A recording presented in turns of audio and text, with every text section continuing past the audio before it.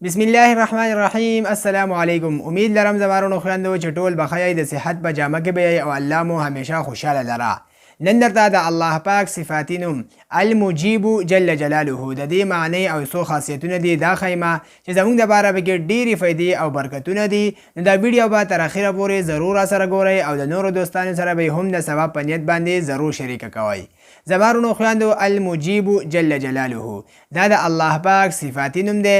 معنی دا د ټولو دعاګانو اوریدونکی او قبلونکی. اوس د دې څو خاصیتونه دي دغه زده کړئ.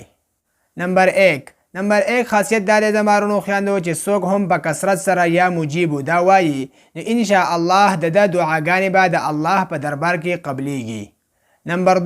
نمبر 2 خاصیت دا دی زمارونو خویندو چې څوک هم دا یا مجیب په یو پاڼه باندې ولیکي او د ځان سره ساتي نو دی به ان شاء الله د الله په امان کې وي.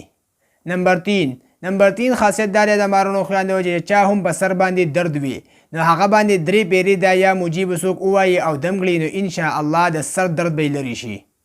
نمبر 4 خاصیت دا دی زمارونو خویندو چې څوک هم د نور د راختو په وخت کې 55 پیری دا یا مجیب ووایي دا خپل عادت جوړ کړي نو دی به ان شاء الله مستجاب الدعوات بشي.